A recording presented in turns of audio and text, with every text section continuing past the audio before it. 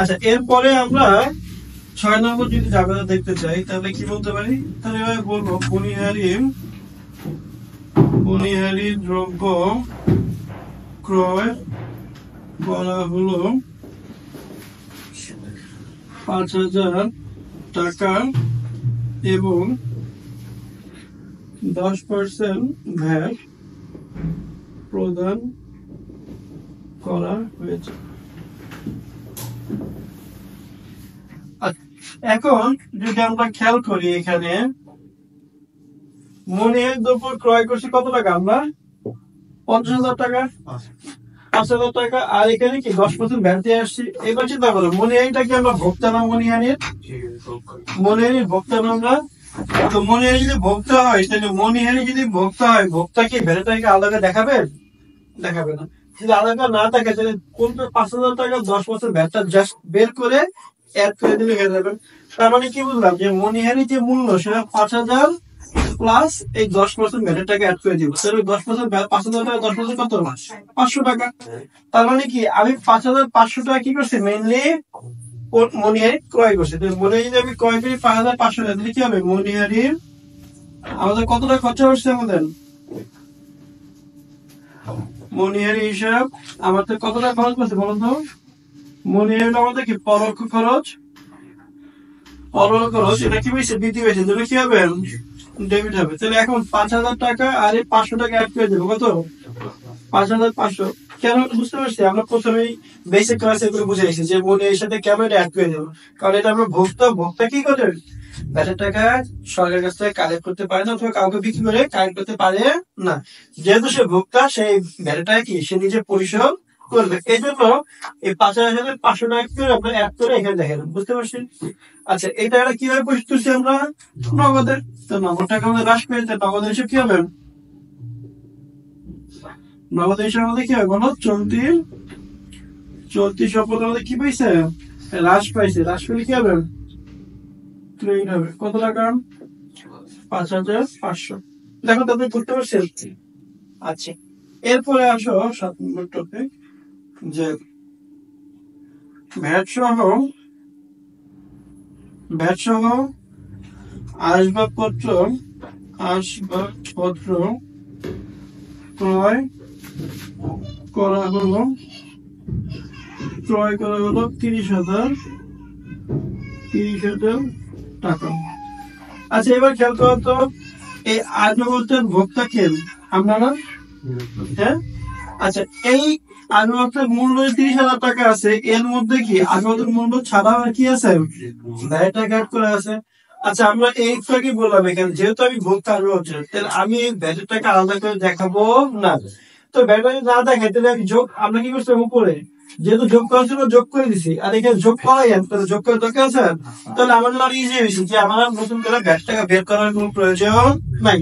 তাহলে আমরা কিন্তু জাবেদা করবো কি? আসবাবপত্র কি আমাদের সম্পদের বাড়ছে, কি করবো? আমরা ডেবিট করবো।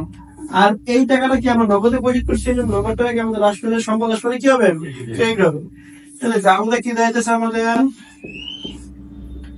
আসবাবপত্র হিসাব এটা আমাদের কি হবে?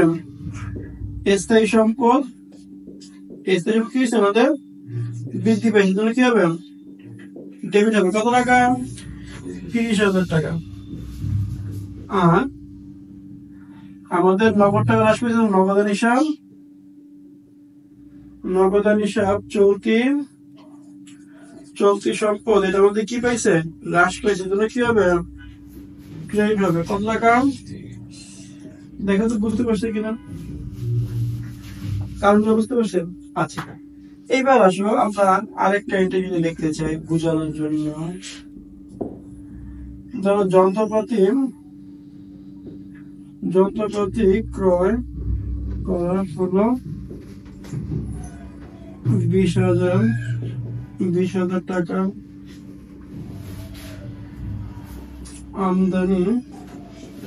আমদানি শুল্ক 5,000 টাকা।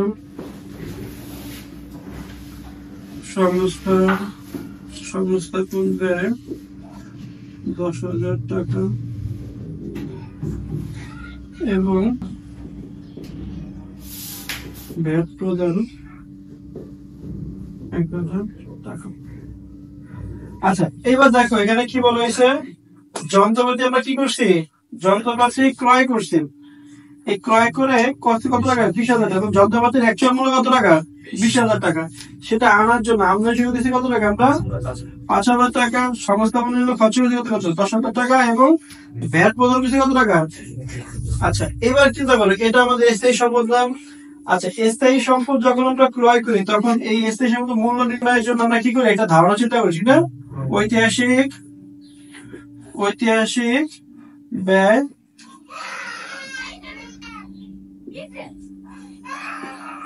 ঐতিহাসিক ব্যয় বা ব্যয় নীতি।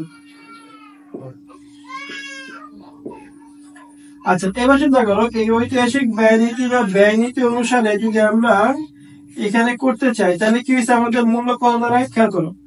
এমনিতে আমাদের কি বলছিল যে একটা স্থায়ী সম্পদ ক্রয় করার পরে সেটা ব্যবহার উপযোগী করার জন্য যত খরচা করি আমরা সব খরচা কি করি এখানে যোগ করে দিই।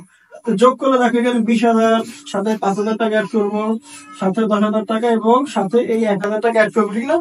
তাহলে এই ভ্যাটের টাকাও কি আমরা এখানে সরাসরি কি করবো, মূল্য হিসাবে অ্যাড করবো। কারণ কি এটা ভোক্তা, আমি ভোক্তা না, যেহেতু আমি এই যন্ত্রপাতির ভোক্তা, তাহলে কি আমি এই সব মূল্য কি করবো এখানে অ্যাড করে দিব। তাহলে 20,000 সাথে 5,000 যোগ করে কত আসে, 25, 25,000 যোগ করে কত আসে, হ্যাঁ 35, 35 আর 1,000 36,000। তাহলে যাবে তাই কি আসবে 36,000। যন্ত্রপাতির মূল্য কত হবে 36,000। তার মানে এই যে ভ্যাটের টাকা তখন কি হলো, সম্পদের অ্যাড হয়ে গেল না।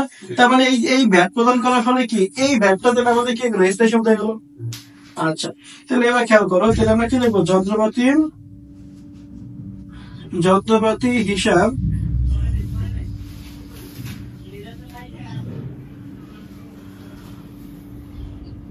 স্থায়ী সম্পদ বার্ষের জন্য কি হবে, ডেবিট হবে কত টাকা, 36,000 টাকা। আর নগদান হিসাব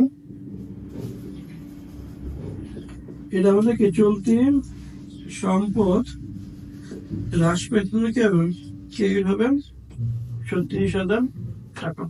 বুঝতে পারলাম। আচ্ছা এবার আসো 9 নম্বর কনসেপ্ট, বিদ্যুৎ বিল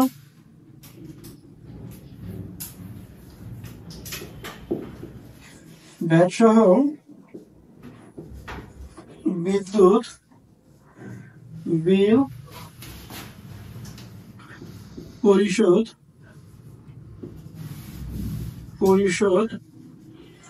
করা হলো 1,500 টাকা। এখানে খেয়াল করো আমরা কি করছি, ভ্যাট সহ বিদ্যুৎ বিলের টাকা পরিশোধ। বিদ্যুৎ বিল তাহলে আমাদের কি, বিদ্যুৎ বিল উপযোগ খরচ। তাহলে এই উপযোগ খরচটা আমাদের বাড়ছে। তাহলে আমরা যদি খরচ করি চিন্তা করতে, বিদ্যুৎ বিলটা কি ব্যবহারকারী আমরা ছিলাম, তাহলে ভোক্তা আমরা ছিলাম। তাহলে এই যে ভ্যাটের টাকা আছে সেটা এখানে কি অ্যাড করা আছে না। তাহলে এই অ্যাড করা থাকলে এই ভ্যাটের টাকা আমার আলাদা করে দেখানোর প্রয়োজন আছে, প্রয়োজন নেই। কারণ যেহেতু বিদ্যুৎ বিলটা আমি নিজে বিদ্যুৎটা ব্যবহার করছি, তাহলে ভোক্তা আমি, ভোক্তাকে আলাদা করে ভ্যাট টাকা কি লেখে না। তো না লিখলে আমাদের কি এই ভ্যাটের টাকা আলাদা করে বের করে যোগ করার কোনো প্রয়োজন আছে, যোগ করার প্রয়োজন নেই। তাহলে আমরা কি করবো, ডাইরেক্ট লিখতে পারি আমরা। তাহলে বিদ্যুৎ বিলের ফলে আমরা কি লিখি, এটাকে বিদ্যুৎ বিলকে আমরা কি বলি, উপযোগ খরচ। উপযোগ খরচের মধ্যে কি বাড়ছে না হয় নাই, উপযোগ খরচ হিসাবে আমাদের কি হবে, ডেবিট হবে। উপযোগ খরচের মধ্যে পরোক্ষ খরচ আমাদের কি হয়েছে, পরোক্ষ খরচ বৃদ্ধি পেয়েছে, জন্য কি হবে ডেবিট হবে কত টাকা, 1,500 টাকা। আর 90 টাকা হ্রাস পেয়েছে। নগদান হিসাব এটা আমাদের চলতি সম্পদ হ্রাস পেয়েছে, জন্য কি হবে ক্রেডিট হবে 1,500 টাকা। না বুঝলে বুঝি সম্ভব, বুঝতে পারছি। আচ্ছা এখানে এই কোনো সমস্যা আছে, সবাই বুঝতে পারছি। আচ্ছা ঠিক আছে।